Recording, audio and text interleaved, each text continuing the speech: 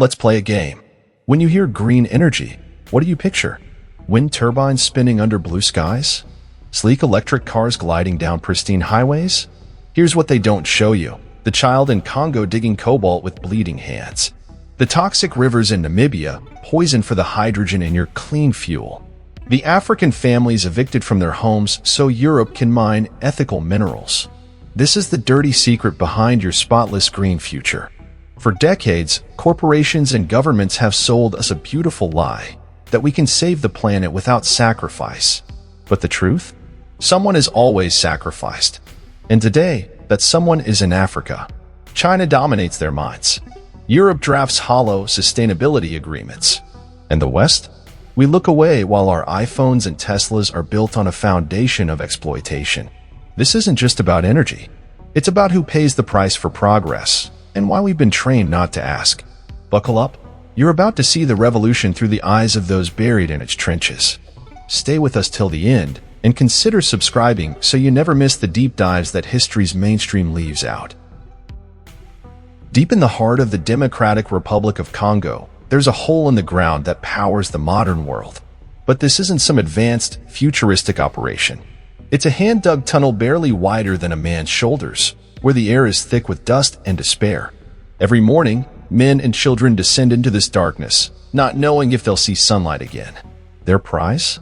Cobalt, the magical ingredient in every lithium-ion battery, your phone, your laptop, your electric car. But here's what the glossy tech brochures won't tell you. The deeper you dig into this supply chain, the darker it gets. Officially, companies like Tesla and Apple have zero-tolerance policies for child labor. Unofficially, a whistleblower's hidden camera tells a different story. Children as young as 6, paid less than $1 a day, their small hands perfect for squeezing into narrow, unstable pits. The mine shafts collapse regularly. The bodies are rarely recovered. So how does blood-stained cobalt become clean energy? The answer lies in a shadowy network of traders, middlemen, and shell companies. At a small depot just outside Khanyisa, a Chinese trader counts out wrinkled dollar bills to a Congolese foreman. The cobalt rocks, still coated in red dirt, are tossed into sacks marked industrial use only. But by the time these same minerals reach Shanghai, the paperwork has been corrected. The origin? Blank. The labor conditions? Unverified. The profit margin? Astronomical. And here's where the real horror sets in. These aren't rogue operators. This is the system working exactly as designed. Because for every ton of cobalt that enters the global market, there's a corporation willing to look the other way. A government eager to accept vague sustainability pledges. And consumers like you and me who never think to ask, what's the real cost of a fully charged battery? But this is just the beginning. Because the deeper we go, the more the trail leads to an even more unsettling truth. The so-called Green Revolution was never about saving the planet. It was always about controlling the resources that power it. And in the next act, you'll see exactly who's pulling the strings. While children choke on cobalt dust in Congo, European leaders make grand speeches in glass-walled conference rooms. The future is green, they declare, ethically sourced, carbon neutral. But in Namibia, where the EU is racing to secure hydrogen, the so-called fuel of the future, a different story unfolds. Hidden camera footage shows German engineers inspecting a sun-scorched stretch of desert. The site, a state-of-the-art hydrogen plant, slated to power Berlin's factories. The catch?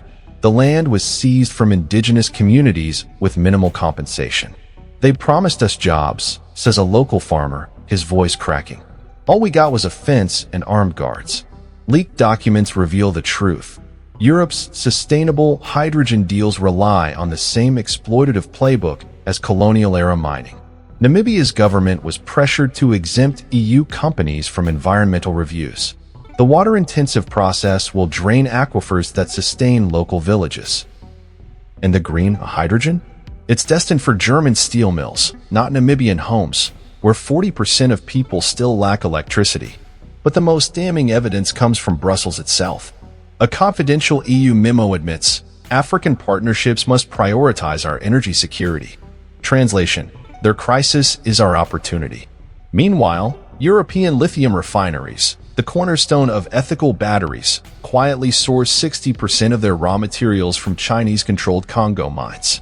The same mines where children work under armed supervision. The same mines Europe claims to abhor. This isn't just hypocrisy. It's a calculated shell game. By outsourcing the dirty work to Africa, Europe keeps its hands clean while reaping the rewards. They call it partnership, scoffs a Congolese activist. We call it robbery with paperwork. And now, the ultimate irony, as European politicians pose with wind turbines, their own laws protect the system. The Critical Raw Materials Act, touted as a beacon of ethics, allows traceability loopholes, meaning no one can prove your Tesla's Cobalt didn't come from a child's hands. But the story doesn't end here, because waiting in the shadows is a player even more ruthless than Europe, and they've already won the game. While Europe debates ethics, China moves, not with speeches or sustainability reports, but with cash, infrastructure, and a willingness to play by Africa's unwritten rules. The result? A takeover so complete, most Westerners don't even realize it's happened. In Khanyisa, the signs are everywhere. The new hospital? Chinese-built. The highway to the mines? Chinese-funded. Even the police patrols near mineral depots ride in Chinese-donated trucks. They learned what Europe never did, whispers a Congolese official. Here, loyalty is bought with visible results, not empty promises. But beneath this veneer of progress lies a brutal calculus. Chinese companies now control 15 of Congo's 19 largest cobalt mines, not through force, but through debt. When the DRC couldn't repay $6 billion in infrastructure loans, Beijing simply took minerals as collateral. The terms? Cobalt priced at 30% below market value for the next 25 years. The real power move, though, happens in Shanghai. While Western companies beg for certified clean cobalt, Chinese refiners operate on a simple principle: all ore is equal once it's melted down. Satellite imagery shows trucks from illegal mines rolling straight into industrial processing zones. By the time the metal is poured into ingots, its origins are literally untraceable. They've built a parallel system, admits a frustrated EU trade envoy, one where standards are optional and profit is everything. The numbers don't lie. 80% of the world's battery-grade cobalt now flows through China. Tesla might design the cars, but Beijing controls the fuel. Yet in this high-stakes game, Africa is no passive victim. We know exactly what China wants, says a Zambian trade minister. But at least they don't pretend to care about our souls while picking our pockets. As we'll see in the final act, this raw honesty may be the only path left for Africa and for the world. While the world debates exploitation, Africa is engineering solutions. In Lagos, Jessica O. Matthews' company Uncharted Power deploys kinetic energy systems across Nigeria, converting foot traffic and road vibrations into electricity. Their socket ball, a soccer ball that stores kinetic energy, has powered 50,000 Nigerian homes off-grid since 2021. Forbes Africa 2023. We're bypassing mineral dependency entirely, Matthews states during a Lagos installation.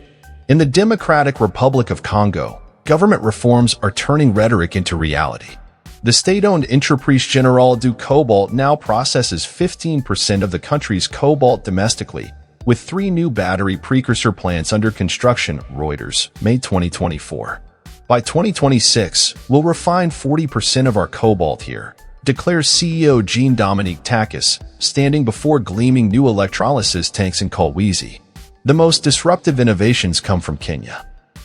Aceleron Energy, founded by Kenyan engineer James Mwangi, has created the world's first fully reparable lithium battery. Their patented compression technology, U.S. patent 11,678,391, extends battery life by 300% while using 30% less cobalt. We're proving ethical tech can be more profitable, Mwangi states, as workers in Nairobi disassemble and upgrade used EV batteries. South Africa's Khanyisa Energy Systems takes recycling further. Their pilot plant near Johannesburg recovers 98% of cobalt from e-waste using bioleaching bacteria, Nature Africa 2023. We're mining above ground now, says CEO Thandai Makona, pointing to mountains of discarded smartphones being biologically processed. Even China is adapting. After 2022 protests, CMOC International doubled wages at its Tangfungura mine and built a vocational school training 500 Congolese engineers annually. Mining Weekly, 2023.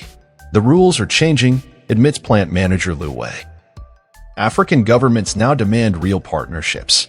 As Matthew's team installs another kinetic power system in a Lagos school, she observes, the energy transition isn't about what we extract, but what we create. With every innovation, Africa rewrites the rules of the game. This isn't just a documentary. It's a mirror. That phone in your hand, the electric car you've been saving for, they're part of this story. But here's the good news. You hold power too. Demand transparency. Support African innovators. Pressure politicians. The future doesn't have to be built on lies. For the first time in history, the entire supply chain is watching and sweating. Because when we ask questions, their whole game collapses. Kindly like and share this video, for every view forces them to listen.